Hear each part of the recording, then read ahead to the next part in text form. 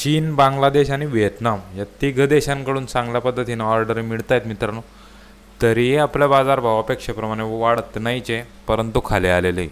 ठीक आहे, जाणून घेणार आहोत मित्रांनो या व्हिडिओमध्ये आपण सर्व कारणे आणि मेमध्ये आपला कापसाचा भाव कसा राहील वगैरे वगैरे. ठीक आहे, तिघही महत्त्वाच्या ज्या संस्था आहे थंबनेलला दिलेल्या आहे त्या संस्था बघा. त्या संस्थांचा अंदाज आलेला आहे आणि त्यांचा अंदाज भाव वाढण्याचा आहे. तो कसा हे विश्लेषण आपण जाणून घेऊया. ठीक आहे, तर बनून राहा शेवटपर्यंत मित्रांनो. या व्हिडिओमध्ये जे आपण माहिती सांगणार आहे किंवा सांगत असतो नेहमी ते विश्लेषणात्मक असते, ते तुमचा निर्णय घेण्यासाठी महत्त्वाचे असते. ठीक आहे, आणि तुम्ही मागच्या 2-3 वर्षापासून बघत असाल किंवा जुने असाल किंवा नवीन असाल सबस्क्रायबर तर काही बात नाही, पण जुने जर असाल तर मित्रांनो तुम्ही बघितलं असेल की आपले व्हिडिओज हे सत्य माहितीवर आधारलेले असतात. काही आपण उहापोह असं विनाकारांचं करत नाही. ठीक आहे, त्याच्यामुळे हा व्हिडिओ बघायचा असेल तर पूर्ण बघा, नाही तर आताच सोडून जाऊ शकता. ठीक आहे, कारण अर्धवट बघितलेलं ज्ञान किंवा अर्धवट घेतलेलं ज्ञान हे कधीच कोणाच्या कामात आजपर्यंत आलेलं नाही, उलट ते नुकसानदायकच असतं. त्याच्यामुळे व्हिडिओ सोडायचा असेल तर सोडून द्या, तुमचा उद्योग करा. ठीक आहे, आणि जर बघायचं असेल तर पूर्ण बघा. ठीक आहे, तर आपण बघून घेऊ. स्क्रीनवर तुम्ही बघा, जे माहिती देतो मी ते स्क्रीनवर तुमच्या दिलेली आहे, तुम्ही ते वाचूही शकता. जर तुम्हाला कधी कधी कोणी म्हणतं की स्पीड जास्त आहे, ठीक आहे, कमी स्पीडमध्ये मी सांगणार आहे, परंतु जर तुम्हाला आणखी जास्त प्रॉब्लेम होत असला तर तुम्ही स्क्रीनशॉट काढू शकता किंवा स्क्रीनवर वाचू शकता. ठीक आहे, बघा मित्रांनो, जो काय अमेरिकेचा जो कृषी विभाग आहे USDA, ठीक आहे, United states departments of America, ठीक आहे, तर त्यांनी जे सांगितलेलं होतं उत्पन्न इथं जे 31.8 दशलक्ष जे हेक्टर आहे मित्रांनो जमीन, आणि 277 किलो वजनाच्या गाठी म्हणजे 270चीच असते ती. ठीक आहे, ज्या गाठी त्यांनी दिलेल्या आहे त्या 270च्या आहे, पण आपल्याकडच्या ज्या गाठी असतात ते 170च्या असतात. तर प्रत्येक देशाचं इथं मी तुम्हाला दिलेलं आहे की किती उत्पन्न त्यांचं होणार होतं. ठीक आहे, आता आपलं जर बघितलं तुम्ही तर 25.5 दशलक्ष पोती जे म्हटलेलं आहे मित्रांनो इथं, ते पोती नाही आहेत, पोती म्हणजे गाठ होतो आहे त्याचा अर्थ. ठीक आहे, तर तिथं मी सगळ्या देशांचं दिलेलं आहे. भारताचं आहे, ब्राझीलचं 14.6 दशलक्ष, ठीक आहे, अमेरिका 12.1, पाकिस्तान 6.7. तर हे जे उत्पन्न आहे मित्रांनो हे सर्व उत्पन्न इतकंच होतं जितकं त्यांना गरज होती. ठीक आहे, गरजेपेक्षा जास्त उत्पन्न कोणत्याच देशात झालेलं नाही मित्रांनो, यंदा हे तुम्हाला लक्षात घेण्यासारखं आहे. ठीक आहे, त्याच्यानंतर मी अमेरिकेचं उत्पन्न पण तुम्हाला सांगितलं होतं. अमेरिकेचं सगळ्यात कमी उत्पन्न यंदा आहे, आणि भारतात घेण्यात येणाऱ्या उत्पन्नापैकी मित्रांनो गुजरात हे टॉपला आहे, त्याच्यानंतर महाराष्ट्र आहे. ठीक आहे, त्याच्यानंतर राजस्थान आणि मध्य प्रदेश आहे. तर भारतातलं हे असं उत्पन्न घटण्याचे कारणही आपण बघितलेले आहे. ठीक आहे, संपूर्ण विश्लेषण अगदी सोप्या शब्दात मी तुम्हाला आता पुढं सांगतो आहे. कुठल्या देशामध्ये कुठले किती रेट आता चालू आहे, ठीक आहे, आणि मेपर्यंत कुठपर्यंत ते जातील. ठीक आहे, सगळ्यात महत्त्वाची माहिती आता मिळणार आहे मित्रांनो तुम्हाला. आंतरराष्ट्रीय लेवलवर ज्या काय घडामोडी घडतात त्या आता आपण बघणार आहे, आणि आंतरराष्ट्रीय लेवलवर जसं आपलं MCX आहे तसे वेगवेगळ्या पद्धतीचे इंडेक्स आहे. ठीक आहे, ते इंडेक्स महत्त्वाचे इंडेक्स आपण इथं बघणार आहोत. ठीक आहे मित्रांनो, जर तुम्ही ICE इंडेक्स बघितला, इंटरकंटिनेंटल एक्सचेंज, ठीक आहे, हा आशियन एक्सचेंज आहे प्लस युरोपियन एक्सचेंज पण आहे याच्यात. ठीक आहे, म्हणजे आपलं भारत देश वगैरे, चीन, बांगलादेश वगैरे पण, आणि इंग्लंड, आपलं स्वीडन वगैरे, नॉर्वे वगैरे हे सगळे. ठीक आहे, युरोपियन देश, मग त्याच्यात रशिया पण आला. ठीक आहे, तर हा जो इंडेक्स आहे मित्रांनो तो 78वरून 90पर्यंत गेला होता, 90 सेंटपर्यंत. ठीक आहे, प्रति पाऊंड. ठीक आहे, प्रति पाऊंड असतात हे इंडेक्स. ठीक आहे, आणि 78वरून 90वर गेल्यानंतर 90वरून परत 95 सेंटपर्यंत तो गेला होता. ठीक आहे, आणि आताही कुठंसा त्याच्या आसपासच आहे मित्रांनो. 95 सेंटची किंमतही मी तुम्हाला सांगणार आहे. ठीक आहे, ए इंडेक्स जर बघितलं तुम्ही, ए इंडेक्स, तर ए इंडेक्सवर जवळपास 96 ते 102 सेंटच्या प्रति पाऊंडमध्ये तो फिरतो आहे. ठीक आहे, तर हेही भाव खूप झाले मित्रांनो. याच्यात किती ते मी तुम्हाला सांगणार आहे, पण हे तुम्ही लक्षात ठेवा की 92वरून 96वरून 102वर गेला, त्याच्यानंतर 78वरून 95वर गेला एक इंडेक्स. हे सगळे जे इंडेक्स आहे, चायनाचा जो CC इंडेक्स आहे सगळ्यात महत्त्वाचा आहे आपल्यासाठी, तो CC इंडेक्ससुद्धा 107वरून 108वर गेलेला आहे. ठीक आहे, आणि आता तुम्ही बघू शकता की 17,000 ते 17,200 RMB प्रति टन हा भाव चालू आहे मित्रांनो. म्हणजे प्रति किलोचा जो रुईचा भाव आहे मित्रांनो चायनामध्ये तो 200 ते 204 रुपयापर्यंत आहे मित्रांनो. ठीक आहे, तर तुम्ही बघू शकता. आणि जर तुम्ही आपल्या रुईचा भाव काढायचा झाला तर तो फक्त 160 रुपये मित्रांनो, फक्त 160 रुपयापर्यंत. ठीक आहे, म्हणजे जवळपास एका किलो रुई मागे 40 रुपयाचा फरक आहे. हा खूप मोठा फरक आहे मित्रांनो. जवळपास आपल्या भाषेत जर सांगायचं झालं तर 25% फरक आहे मित्रांनो चायनाच्या एका रुईच्या किमतीत आणि भारताच्या एका रुईच्या किमतीत.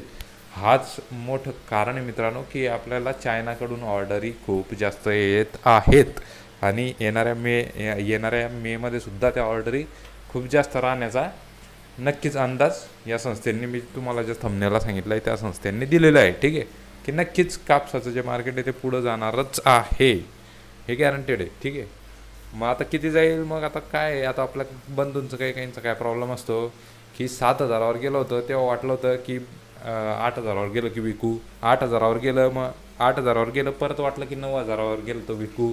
मित्रांनो, असं करत तुम्ही काही विकलंच नाही, असंच झालं ना. असंच जर झालं असेल तर तुम्हाला मागचे व्हिडिओ बघणं गरजेचं आहे. मागच्या व्हिडिओमध्ये मी डिस्कस केलेलं आहे की यंदाचं सीझन कुठपर्यंत जाऊ शकतं. ठीक आहे, आता तेच परत या व्हिडिओमध्ये डिस्कस नाही करणार. ठीक आहे, ऑलरेडी व्हिडिओ लांब झालेला आहे. ठीक आहे, तर बघा, त्याच्यानंतर चायनाच्या किमती पण आपण बघितल्या.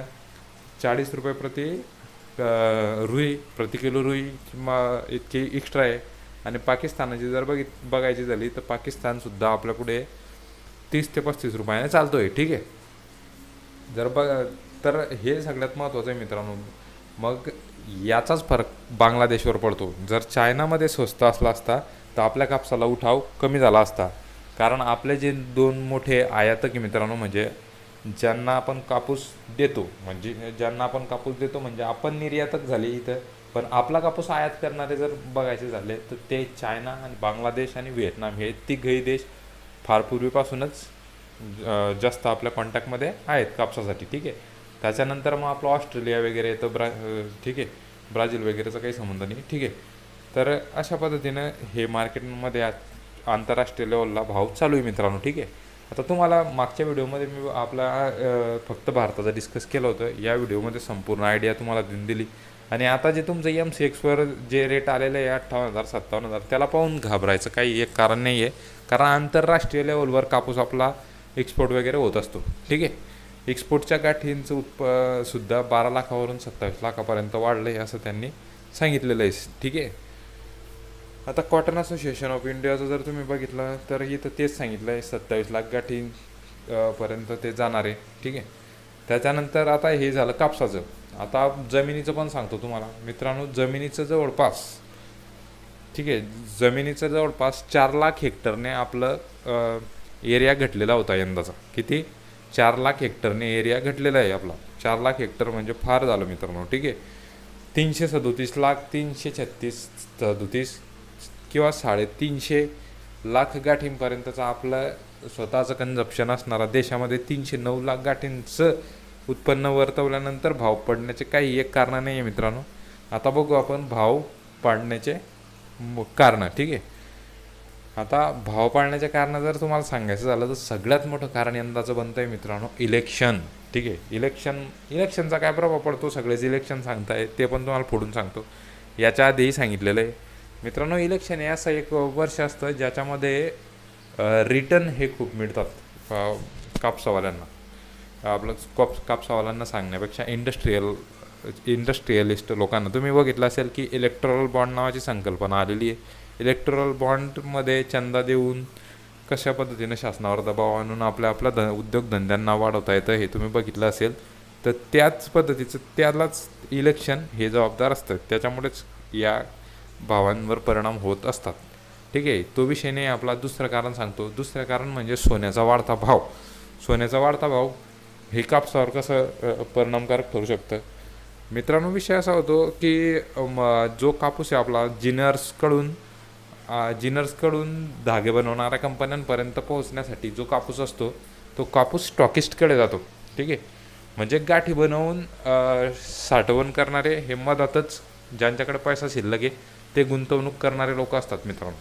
ठीक आहे, ते गुंतवणूक करणारे लोकांना सोनं शुद्ध दिसतं आहे की सोन्यामध्ये कापसापेक्षा जास्त भाव वाढण्याचे चान्सेस यंदा वर्तवण्यात येत आहेत. ठीक आहे, तर सोन्याचे नक्की भाव वाढताना दिसत आहे आणि कंटिन्यू वाढत आहे मित्रांनो. ठीक आहे, कंटिन्यू गेल्या 6 ते 7 महिन्यापासून सोन्याचे वाढते बाजार हे गुंतवणूकदारांना आकर्षित करताय, मग साहजिक आहे की कापसाकडून तिकडे शिफ्ट होणं त्यांना खूप सोयीचं पडतंय.